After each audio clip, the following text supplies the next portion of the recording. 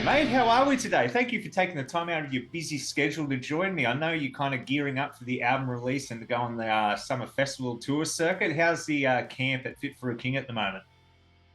I think pretty good. Tuck just had his kid. I say I think because we all live a ridiculously we live ridiculously far apart. So Oh.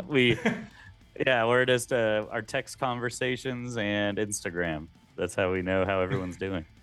Hey, isn't that the way of the modern world anyway? If my phone ever actually rung, I would be terrified. Like, if that thing actually rings, Yeah. no, no, I ain't picking that up. It's always text message. But no, it's good to hear. It's good to hear, especially with the new album coming out, mate. And I've had the chance to listen to it as well.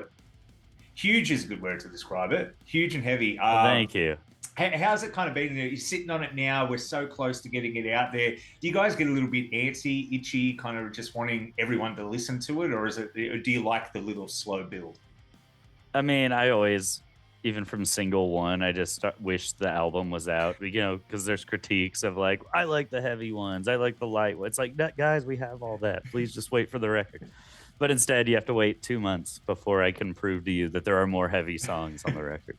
No, it's good and it's interesting the music videos, and I've got to bring it up in particular because I've been loving, especially "Lonely God" in the beginning, the sacrifice, because I like at the end it tied in with the cameras in the room and anything. But can you explain to me what's kind of going on story wise in that one? Because I got to say it's one of the few music videos I've watched in a long time where I'm like, oh, I need to see part three. So you've done something right Yeah, there, yeah. that's good because I really wanted, and I mean, I want to give credit to where it's due. Bands like Sleep Token have kind of shown how cool lore and stuff can be in metalcore. Yeah. So it's kind of like, oh, okay, cool. We can do like little short artistic film things. And Knocked Loose also did it whenever they put out their EP. Um, this story, because I can't give away the end because there's a No. part three. You've heard the song because you've heard the Yes. record. Obviously, Yes. Witness the End is the last part. Okay, so that's the last one. All right, Um, interesting.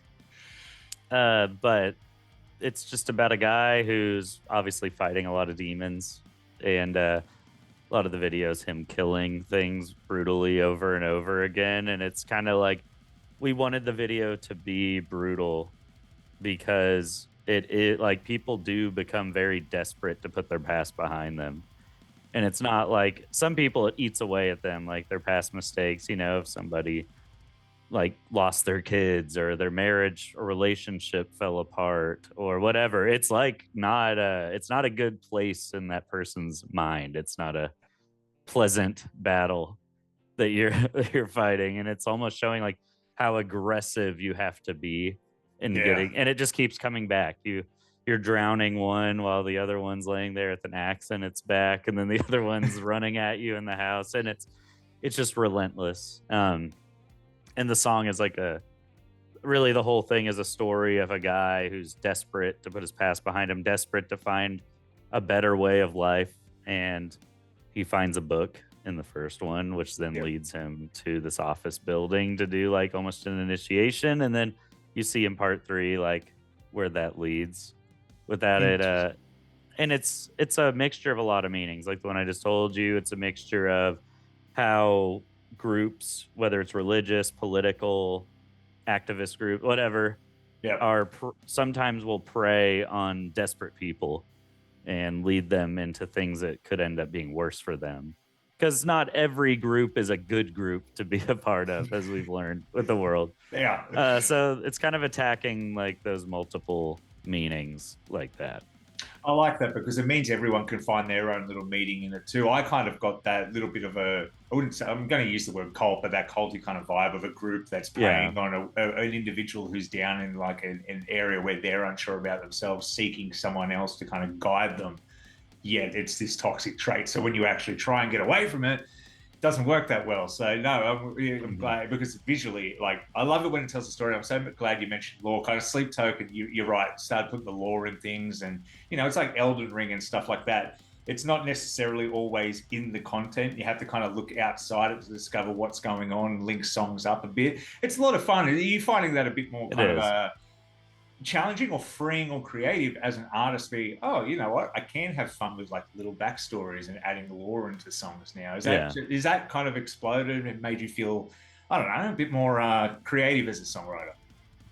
It's definitely more fun. I mean, we're on album 8, Yeah. And you can only write about so many personal struggles over and over and over again. And not to knock any band that, I mean, our band's done it for a decade plus. But it's like our life isn't so miserable that we have fresh material Yeah. for the net for 15 straight years of just depression and, anxiety and death and all. And it's so at a certain point, it's cool to explore like, you know, stories and Yeah. stuff like that. It also opens up the vocabulary because when you write a lot about mental illness and stuff like that, there's only so many words you can use. And, that's why people there's the generic metalcore words like using the word pain or, all the undertow jokes or all Yeah. it's like those words get used because a lot of the subject matters are similar, which I mean, that goes for any genre. There's a lot of overused words, whether it's country or rap or whatever. But Yeah. those are just the metalcore overused words. So telling a story, especially with Witness the End, because it's very culty and stuff, you get to use like words like chalice and stuff like that, where it's like just interesting. People don't think about the different vocabularies it can open up to write about different things and make the songs feel more fresh because it's like, oh, I don't hear that very often in metal music. Yeah, and we can all feel a bit smarter when we're reading the lyrics and singing along too, because it's not like you said, the words. Metalcore, I think, has been famous for the longest time. Of the word drowning, I think, has appeared in so many different metalcore acts because we're going to use water. Everyone can relate to what it's like to be We have a underwater. huge struggle with the ocean in Yes, metalcore music. we do. Especially being Aussie, we got Amity. I love the Amity boys, but I think every second song it does relate to water at some point. But at least you guys have an excuse. You're we're surrounded by it. Yeah. surrounded by the ocean. I'm in Texas. I can't. We have like man-made lakes everywhere. I can't talk. We have a Gulf like 5 hours south of me. That's about it. And getting back to it before we talk about the Australian tour, I want to mention you've got a couple of features on this one. It was awesome to kind of hear Lockie from Alpha Wolf on there. You got Chris Motionless on there as well. The Plot in You, which kind of ties into this coming January. Look, how did those collaborations? Did you just kind of go through your phone list and go, oh, it'd be cool to get some of these guys on, or was it just organic? I think with Landon, it felt obvious because we were recording and finishing Technium with him. Yep. And I mean, we recorded vocals with Landon for it. And I was like, you know what? I've known Landon for over 10 years and he's one of the best vocalists in the music scene. He should do this part. So that one was obvious. Yep. We've been close friends with Plot in You for a long time. And then same with Alpha Wolf. We took them on our Dark Skies tour that got canceled 3 days in because of COVID. And then we took them back out again on the Hell We Create tour because we just had to make it work with Alpha Wolf. We've also toured Europe with them. We've toured Australia with them. Yeah. We've been all over the world with Alpha Wolf. So I definitely wanted them on it. And I mean, it kind of goes the same with Chris. Like Chris obviously is like an icon in this genre of music, but we've done 2 tours with them, one in the US, one in Europe now, and we've gotten way closer. And when I heard the song, because when people hear it, I don't think anybody's going to guess like what style of song it is. No. Because when you think of a Chris song, you're like, oh, it might be like radio-y or have like a cool chorus. Like, I just heard the song and I was like, it would be so cool to hear Chris just going on full metal mode. Yeah. And I think he kills it on the song. So that was like, I kind of heard his scream when we were writing it, and I was like, his scream would sound so good right here. And so really everybody on the record are like friends and people we have relationships with, and not just, hey, that guy's in a big band, let's go see how much money he wants to be on the record. It's like each person put in like maximum effort because we have a relationship outside of the music. Yeah, no, and I think that's important too because it's your art at the same time. So you got to trust the people you're bringing in to kind of like, it's your baby, kind of look after your baby when you bring them into it. But let's get around to it because Australia, you're coming back down. It's not too long since you were last here, but you're coming down bigger and better. There's more shows. It's going to be awesome. Like, how pumped are you guys to get back down here? I know it's a bit of a long flight. I've done that flight before. It's not the best thing in the world. But how was it playing to the Aussie fans? You got any kind of memories from your last time down here? When I'm awake, I have memories. That's I'll be honest, the show's always incredible. The travel, it'll be way better on this Plot in You tour. Even Alpha Wolf was like, we are so sorry about that last time because it was like we would wrap up the show, be loaded by 1 a.m., then have a lobby call at the hotel at 3:30 a.m. Oh, to yeah. then load on, go to the next flight. And there was like no off days, but we'd get like 2 hours. And when I was 21, that was fine, but I'm 34 now. And I'm just like, I can't do it. I have to give me at least 6 hours of sleep. I'm not even like that high maintenance. But this time, Plot and you, they were all in the same boat. I was talking to Landon about it. He's like, oh, we're taking off days because I'm excited. We'll actually get to enjoy Australia because for me, we would get like, I remember tiny things like we were in Tasmania and I got to walk around, get lunch, and then I napped for 4 hours. So it was, it was a lot of, and then even after the show is over, it's like immediately to the hotel, sleep for 2 hours, go immediately to the airport. Yeah. But there's a lot of like old memories through Australia. We've driven through the outback and stuff in little 12-passenger vans for like a very long period. We've stayed at some interesting places in the outback, as there's a lot of.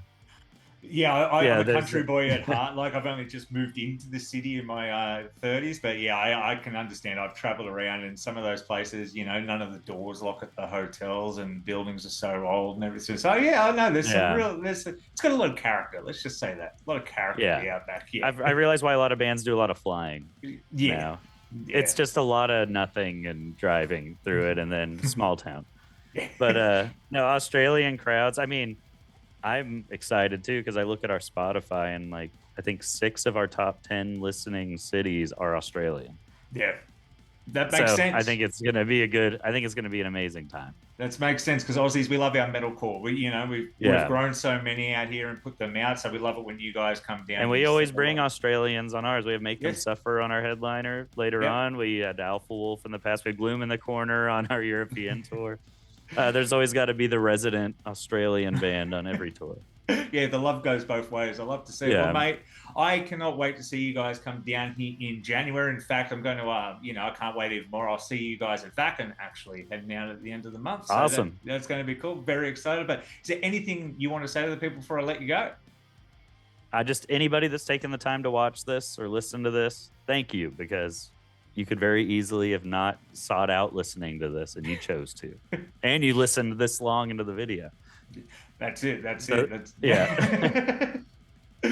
All right, Ryan. It's been an absolute pleasure, mate. Can't wait. The tickets will be down below, and pre-save the album on Spotify or the pre-order. That will also be in the description below. Mate, it's been a pleasure. We'll see you soon. Yep. See ya.